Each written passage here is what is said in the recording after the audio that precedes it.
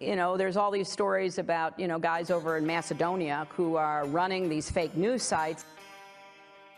Number 24 is content farms in Macedonia. Бидејќи ако се направи грешка, таа ќе биде кобна. Нема враќање назад. So Europe need to remain more sexy lady in the world. Ајде, мајката! Господа ја чува Македонија и низините граѓани. Well, now I'm recording, and maybe that's a good way to start. Just kind of roll into episode 112 of the Macedonian Content Farmers podcast. Today is... Since we haven't done our prep. Yeah, we haven't done our prep. I was traveling this weekend. You were at your dacha, you know how it goes. As one does. So today's Monday, the 10th of May. So yesterday, I'm a little bit confused on this being a gringo and a Yankee. Yesterday was Europe Day, the 9th. The day before was VE Day, which was Victory in Europe, when we celebrate the fact that the Americans and others saved the Europeans' asses from National Socialism, which is Nazism. I mean, say what you like about the tenets of National Socialism, dude. At least it's an ethos.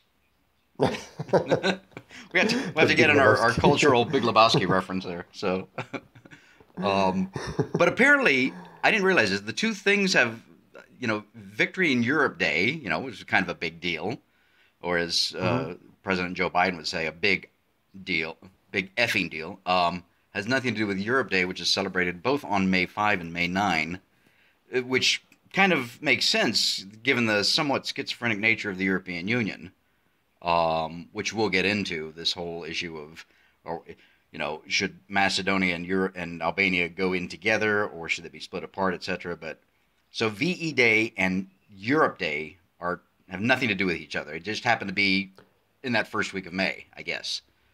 Let's see. Yeah, the EU kind of invented a holiday to fall out of whole cloth on the Victory in Europe Day, and it's some declaration they signed, I guess, and now that's being celebrated. Well, in Russia, they still celebrate. They have the parades and stuff, and yes. It's an issue whether your leader attends a boring Europe Day celebration at home or actually jets off to Russia and for the parade. Right. Remember, Ivanov was in Moscow for the parade when the Kumanova attack started, when the Albanians attacked Kumanova in 2015. Yeah. So that's it was even discussed in one of the conspiracy theories that it was part of the message, or that the attackers were planning to use his absence to fine-tune their attack. Right. But yeah, there was a Europe Day celebration here, and the Russians intruded. So there was. How did the Russians insert themselves? Yeah, there was the Deputy Prime Minister Dimitrov. He had a speech, and he was discussing Europe, this and that and the other, and close by the Russian embassy was organizing an honoring of the Russian soldiers who died fighting Nazism, and including in they were even active in liberating parts of Yugoslavia. Mm-hmm. So in a sense. Affected the liberation of Macedonia as well. And they started playing the Russian anthem while Dimitrov was talking, and he had his head on a swivel, what's this? And then he realized after a while, he stopped talking. Then he resumed, and then the Macedonian anthem started, and he had to stay silent for that as well. Границите е единствена валута, единствена социална политика или климатски залъж.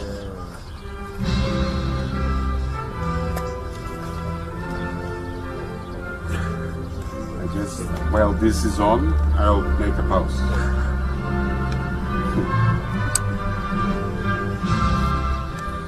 Она што остана е дека ЕУ е најуспешниот мировен проект кој преку споделување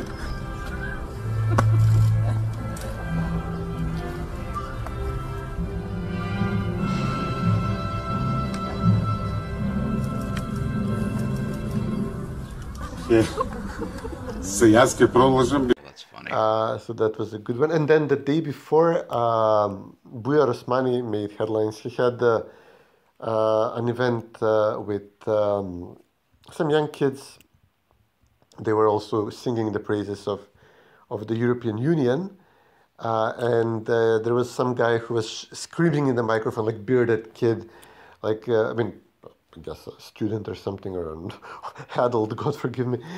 And he was like, I love you, Europe. Je t'aime. Ich liebe dich, and stuff like that. And how many more times they have to say I love you before you love me back and let me... And everybody was like, Jesus, this is cringe. Ich liebe dich. I love you. Je t'aime. Колку ли уште треба да кажам дека те сакам, Европа? It was horrible. Oh. It was really, really bad. I thought I saw a picture of Osmani with a shirt surrounded by a bunch of people with the shirt, and it said, "Now it's your your turn." Did I? That was the event. I didn't focus on the show. Oh, okay. It's your like spelled incorrectly. Yeah, exactly. Yeah, it's now it's yours and EU, your turn. So I saw that. I saw that somewhere. I had to do a double take on that. So. Yeah. Oh, that's funny. And Zaev managed to find the American angle. So he did something in between. He was celebrating Victory in Europe Day, actually. Not the phony baloney Europe Day. But instead of, obviously, he can't honor the Russians for their, because this is, May 9th is when the Russians marched into Berlin. And they celebrated as Victory Day, I believe. Yeah. But he got the American ambassador. They went to Vratnica, which is a village on the border with Kosovo, north of Titova, where an American bomber crashed. I think they were returning from bombing Romania or something, or Germany, or I don't know what. It was the oil fields in Romania. Yeah. So this was probably before, the May offensives. The attack on Berlin, and I guess they shot the plane at some point, and it was crashing through the Balkans, and eventually crashed in Vratnica. And some of the pilots were killed. Some were, I think, protected by the villagers until, either helped into Albania and to the sea, or kept hidden for a while. Until the end of the war. I'm not really sure what happened to them, but I know that the embassy started making a deal out of this years ago, and Zaev went to this celebration. So he was celebrating not the Day of Europe, because he's kind of angry at the European Union at the moment, and we'll discuss this a little later, but he wanted to celebrate Victory in Europe Day, which is associated with Russia here. So he managed to go the middle ground and found an American angle on the Victory in Europe on May 9th. Yes, I'm looking it up right now.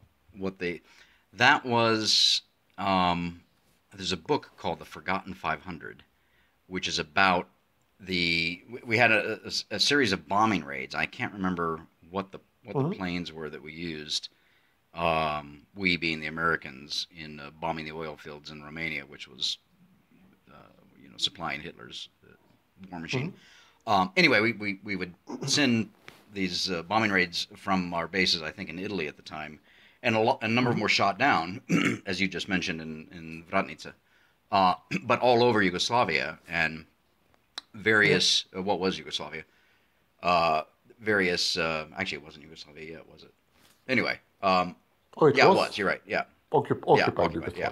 So and then villagers throughout the various what are now the various independent countries would either try and protect them and get them back. And the Forgotten 500 is the story of how basically then the Americans figured out how to get them out, spirit them out of these various countries where they were located and whatnot. So actually, I have never been to that site. I do want to see that at some point. But that's just one of my on my bucket list of things yet to do there. But yes, that was interesting how he did that. How he decided to kind of avoid a lot of the scandals that he's involved in there by focusing on that angle of it.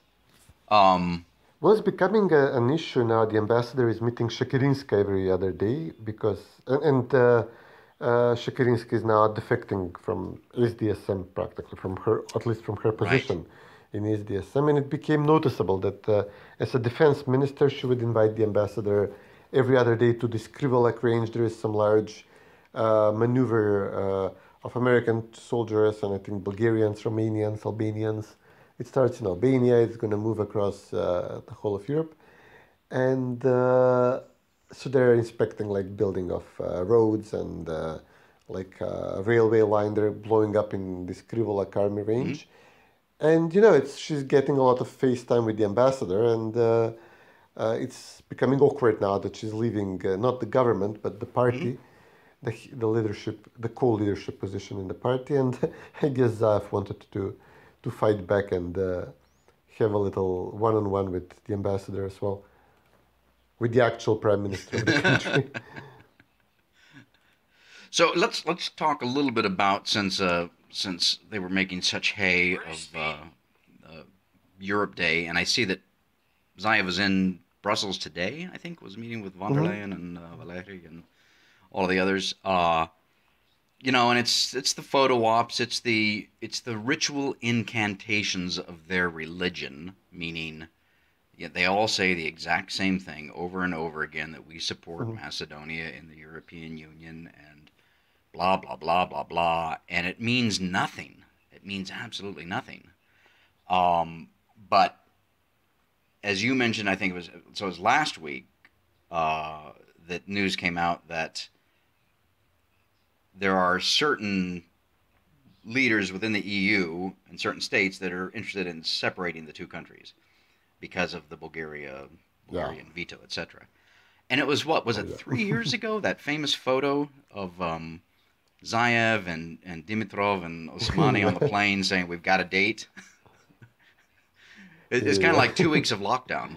We're in month 14 months of two-week lockdowns during the pandemic. Exactly. But this is now 3 years of we have a date. What is that date, by the way? And what year? Yeah, exactly. No, it's great now. Yes, clearly. What year? Yeah, this is a glorious development now. This is great fun. So both we and Albania are considered, actually we are considered to have met the criteria for membership. Albania somewhat, to a large extent, has met the criteria. And Albania is failing in rule of law issues like huge corruption, marijuana growing and stuff like that. While we are, you know, actually having very serious issues as a country with the systemic assault on the opposition. The prime minister is directly involved in marijuana growing, etc. But because of the Prespa Treaty, everything has been fluffed up and painted with this rosy paintbrush. So we have been declared as super fit, and actually the EU owes us that we finally open accession talks, which we have been waiting for since 2000 or something like that. And Albania was blocked by the Netherlands, citing rule of law issues. Macedonia is now blocked by Bulgaria because of a renewed historic and national identity dispute. And apparently the Netherlands is willing to let go. There is talk that Albania may be able to get full support in the European Council to begin as early as June, so like next month. Wow. And Zaev is living. Yeah. Zaev now faces the prospects of, you know, complete humiliation, having the country stuck with Kosovo and Bosnia, while everybody else in the Balkans is negotiating EU accession talks, and it's going to be a stupendous defeat for his foreign policy. There is no way that Bulgaria will let us begin accession talks, since, you know, they don't have a government. They will hold another elections in June after July, I think. they failed to form a government. July, yeah, maybe. Yeah, they failed to form a government on the April Parliament, which is very divided. And Zaev is kind of delusional. He keeps saying that, well, even this technical government Bulgaria will get, I think tomorrow, should be able to approve this. Why don't they? But that's really not realistic. So yeah, it's a good chance that Albania will begin accession talks, and Zaev is out there trying to prevent this. While maybe like a year and a half ago, when the situation was reversed, when Zaev was the darling of Europe, and the Bulgarian dispute was not in full bloom, but Albania was, very looked very angrily at by the Netherlands, Denmark, other countries. So we were asking, hey, listen, we have this horrible situation that we are ready to begin accession talks, but Albania is dragging us down. So, Weber was insisting that Zaev actually works toward this end to decouple Macedonia from Albania. But it was apparent that both Zaev, who owes a huge debt to Edi Rama, the Albanian prime minister, to Albanians in Macedonia, Albanian voters and parties, that they were not going to be willing to work toward this goal, that his deputy prime minister for EU affairs is Albanian, and Abuja Osmani. And it was very clear that Zaev is not working toward this. And now the role is reversed. Now it's Albania which is advancing. And Zaev says, well, last time when we were advanced, I said that we should not divide the two countries, that we should advance together because, that's a neighborly thing to do. And we are supporting the more advanced countries, pulling the less advanced country toward the goal. And, now it's not fair that there could be security risks. He told van der Leyen, if Albania advances and we are left behind. So now Albania is the more advanced, and he wants Albania to pull us forward, and to which Edi Rama will tell him, sayonara, sucker. Yeah. Now he's actually, I noticed in his comments with van der Leyen, he's really hyping, Macedonian language, Macedonian identity, which of course the Bulgarians are saying really doesn't exist. It's de facto Bulgarian, a dialect of Bulgarian, and the Macedonians were birthed by the birthing people, birthed by the Bulgarians. We won't go down that other lane that I just mentioned there. But this is the thing. It's the Macedonian identity. Well, two things. Number one, you can't blame the Bulgarians. I mean, they saw that Zaev was willing to negotiate away Macedonia's name, and actually, along with it, its identity, history, and much else. So they're just saying, okay, now it's our turn to have a go at Macedonia and get what we want out of it.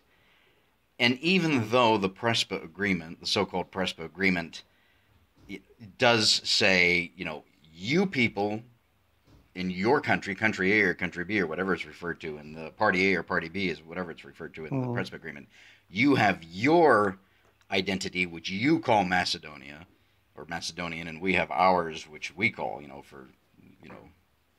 Greek Macedonia. But as I've been demonstrating over the past several years, the world already calls Macedonians North Macedonians. I find this every week. I found some this morning. You have the Georgian president in Macedonia today, and an article from Georgian media talks about the North Macedonian president, and the North Macedonian this, and the North Macedonian that. Even NATO, this is the subject of a column I'm working on right now, for this week. Not only does NATO occasionally say North Macedonian, but NATO will never say Macedonian. They'll say the Army of North Macedonia Engineers, etc. And it's linguistic, linguistic somersaults and pretzels and things like that to try and figure out, how not to say Macedonian, which is just insane. And so they would say like North Macedonia Engineers without an N in correct. the end, right? Yes, yeah, that was the one I posted on Thursday or Friday, crazy. I think it was. So, but it's just my point being, the Macedonian identity has already been set aside in one way.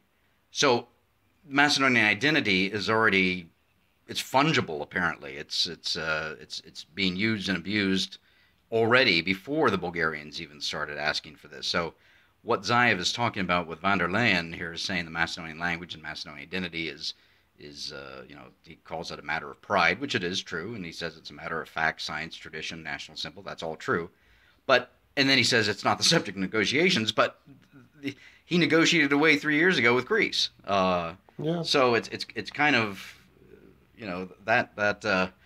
that cat has left the train station, to mix my metaphors. So I'm not entirely sure what he's. I mean, look, at the end of the day, he merely wants to stay in power, and he's going to say and do anything it takes to stay in power. Even that means reversing himself from week to week on various positions. That's just the way it is. But this is now interesting. He can't actually push too hard against the EU to block Albania as well, so long as we're blocked. So they have come up with a new villain, and this is hot on the heels of the drama over the Janša non-paper. Like a few episodes back, all on the left here were fainting because allegedly and very likely falsely claiming that Slovenian Prime Minister Janez Janša, who is politically close to Orban on the outspoken right, the actual proper European right, and that he allegedly is preparing to use his presidency of the EU in the second half of the year to divide Kosovo and Bosnia and Macedonia because for some reason he would like to get entangled in Balkan affairs. So now they're expanding this story because the enlargement commissioner of Europe is Oliver Varhelyi, is from Hungary, from Orban's party, obviously. And there was a lot of anger when he was appointed to this position, and the first candidate was shot down because he was allegedly too close to Orban. But, Hungary, big country, gets to have a seat in the commission, and they chose enlargement. It's their right. So now all on the left here are screaming at Varhelyi because he was the first who mentioned this. He came to Skopje to deliver a small quantity of Pfizer vaccines through an Austrian scheme. And instead of making this funny, happy, peppy event, he was asked about the enlargement. He said, well, listen, my job is practically to advance countries to membership, and if Albania is ready, it's a possibility that they will start and you will wait until you're ready, or at least you have the unanimous support. We would like everybody to begin. It's our recommendation, but the member states decide. And, I can't force a member state. So, if there is full support for one and not full support for another, the one country will advance. And this has happened 1,000 times before. We were in group with Croatia, we were in group with Serbia, with Montenegro. They all began their accession talks, and there was always a commissioner in charge of this who approved this process, and we would congratulate the winning countries, and, nobody was angry at the commissioner. But this time we have this complex of events so that Zaev really thinks it's his due, and he staked so much on this, and Zaev's international supporters, few and far between, but still outspoken in some outlets and in social media, are insisting that Macedonia is rewarded for this, and they hate Orban, so they're coming up with this theory that Varhelyi is joining the Janša Orban Gruevski plan to spark a war in the Balkans by not giving Zaev his present. No matter that Zaev himself negotiated the treaty with Bulgaria, it clearly says that Macedonia needs to negotiate on its history, and that Bulgaria will condition its support for Macedonia's EU membership depending on how willing Zaev is in making concessions. And Zaev announced concessions, but he's not delivering, which is making the Bulgarians even angrier than Gruevski not promising anything and not delivering. Zaev promised, got them all excited, and now he's saying no. So obviously they're livid. So this was entirely Zaev's initiative to sign the treaty with Bulgaria, not honor it as it's written, and going to Germany, to other countries, demanding that they pressure Bulgaria. Obviously, this only made Bulgaria even angrier. And yeah, it's a glorious situation. There are articles now. Who does Commissioner Varhely work for? Does he speak for the European Commission?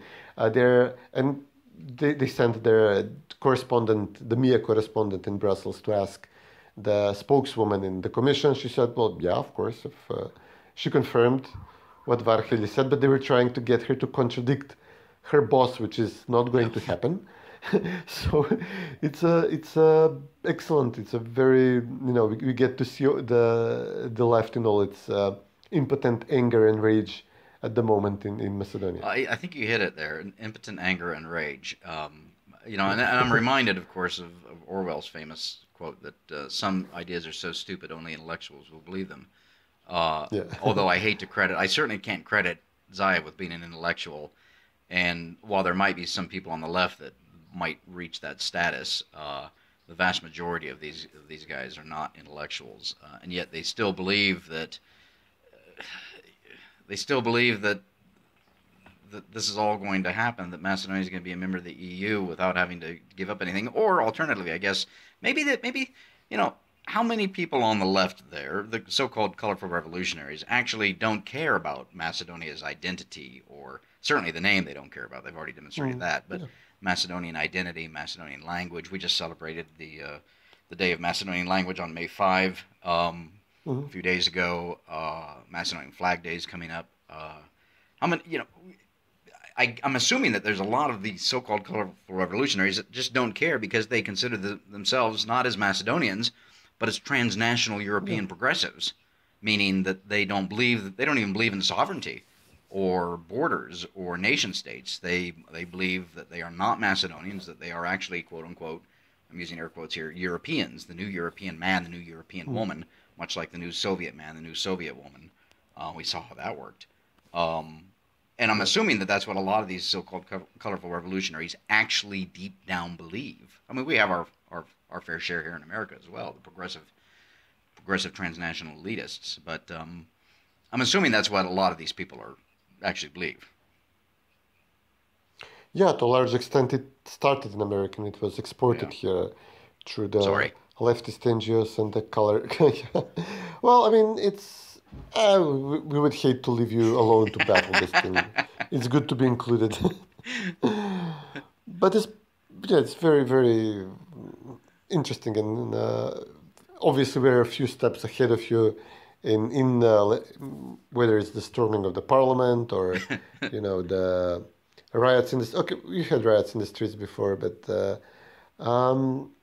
we compound each other in the craziness of the left, and as we on the right are looking how to respond to their actions. But this will be an interesting thing to see play out, because it has all the elements, the duplicity of the EU, the promises made and then broken, how the left, some of them really believed in this, others are obviously cynically using it as their claim to power to then say, well, listen, we joined NATO, we opened EU accession talks, we delivered, and they're not delivering. So now they're trying to explain it away and find the reason, the enemy for this in the most obvious places. It's really a magnificent. It's been a magnificent few, maybe even a whole week in Macedonia with this development, with this new moment in the never-ending saga of giving away the name, hoping that this will, win you friends in the neighborhood with appeasement and respect in the EU, and finding neither.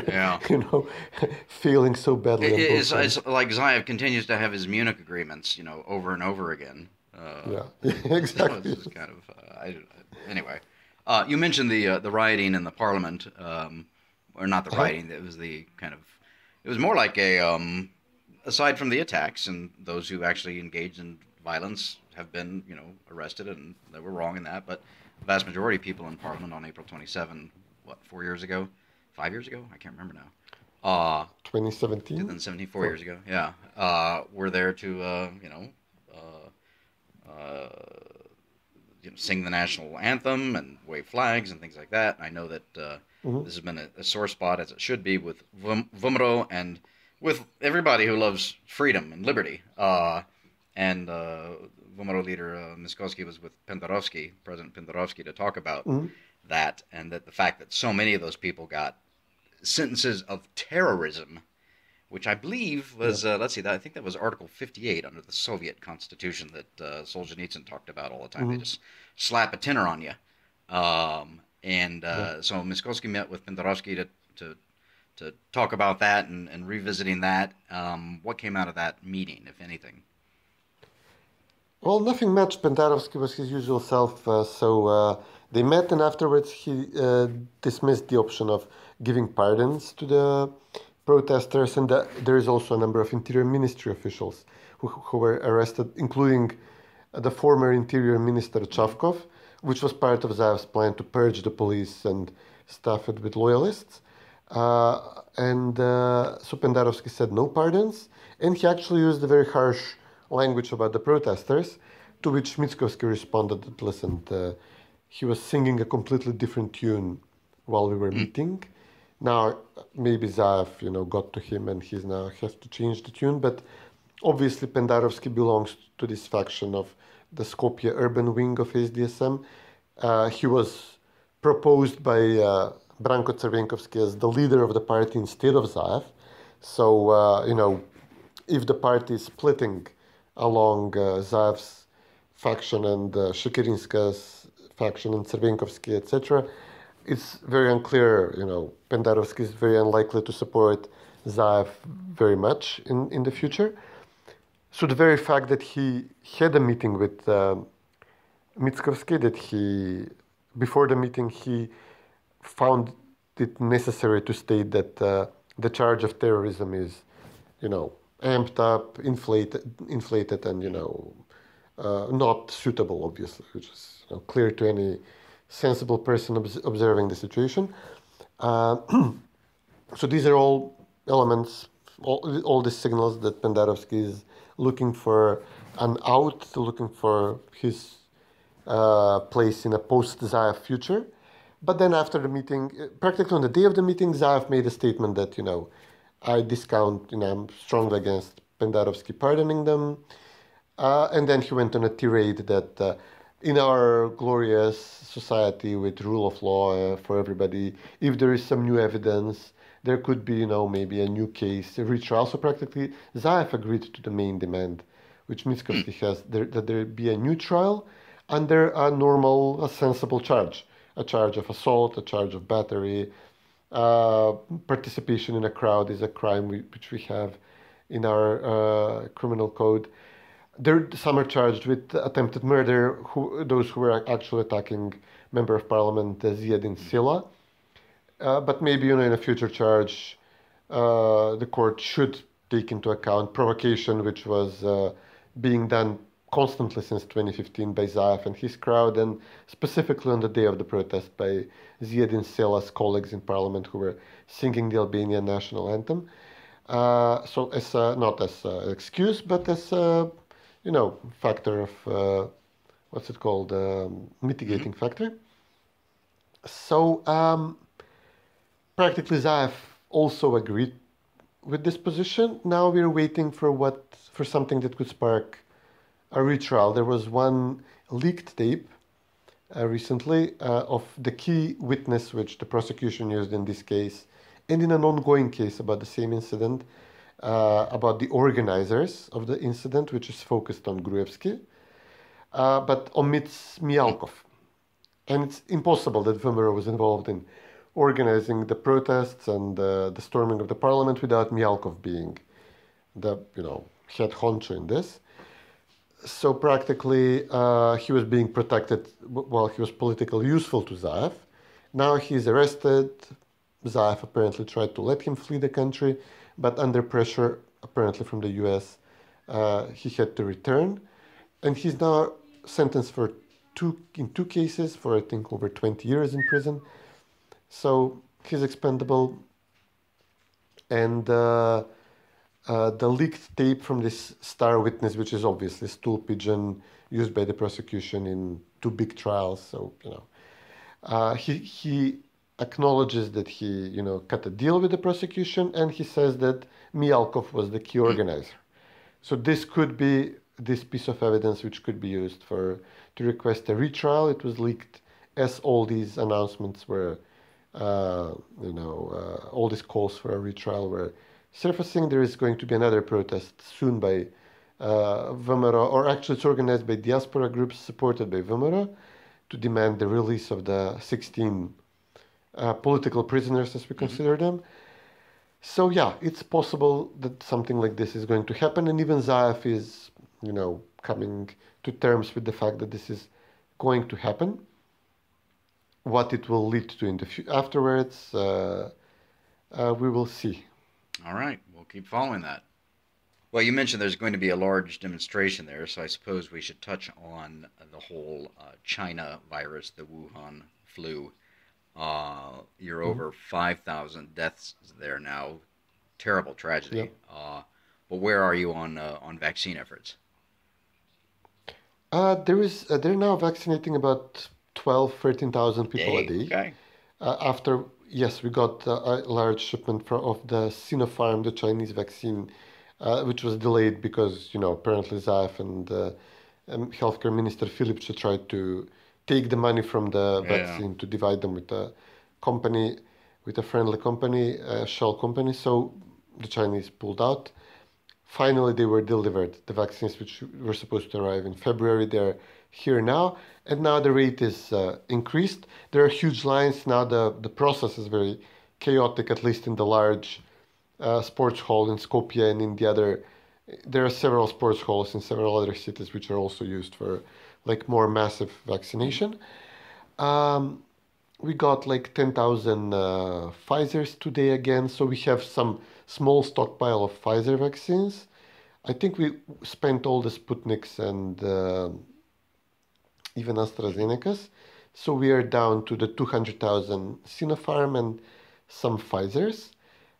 There is about 120,000 people vaccinated. So far, it's still a ridiculously low number compared to neighboring countries, but some movement is ongoing. Now, the next big issue is that we are apparently not expecting a new serious shipment of Russian vaccines or AstraZeneca or Pfizer's are going to trickle 10,000 every week.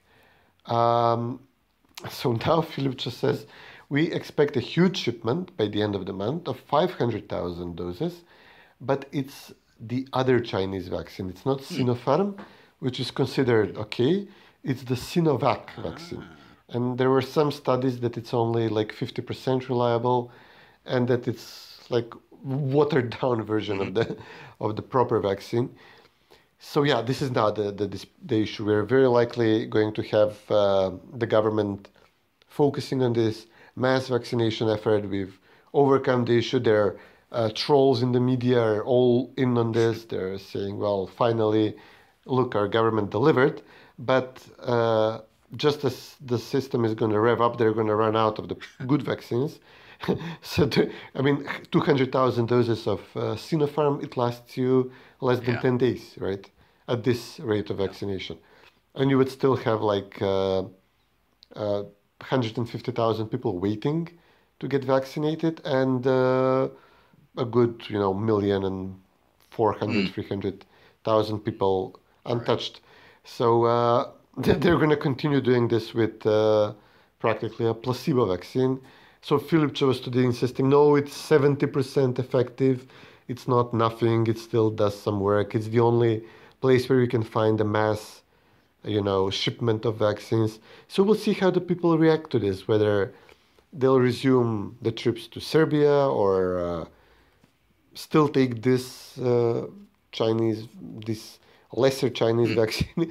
It's going to be an interesting situation in 10 days. No, they arrive in 20 days. So we'll probably run out of vaccines for a while and then stop or reduce vaccinations and then resume with the bootleg Chinese stuff. I think I saw there was a Sputnik a new version of the Sputnik, Sputnik Light or Sputnik Zero or Diet Sputnik or something. I don't know what it was, but something along exactly something along those lines of something slightly less than effective. I'm not entirely sure why. If you were already making a good one, why would you make a less than good one?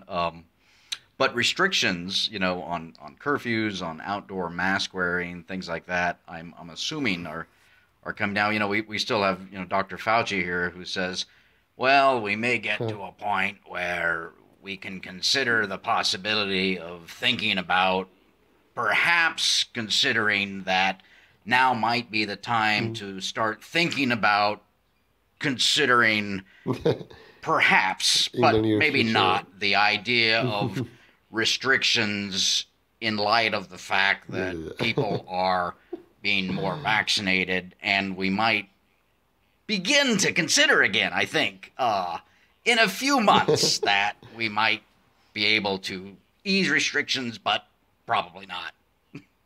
Yeah. Have a beer by yourself in the park, like lunatic. Anyway. No, actually, the numbers have dropped here.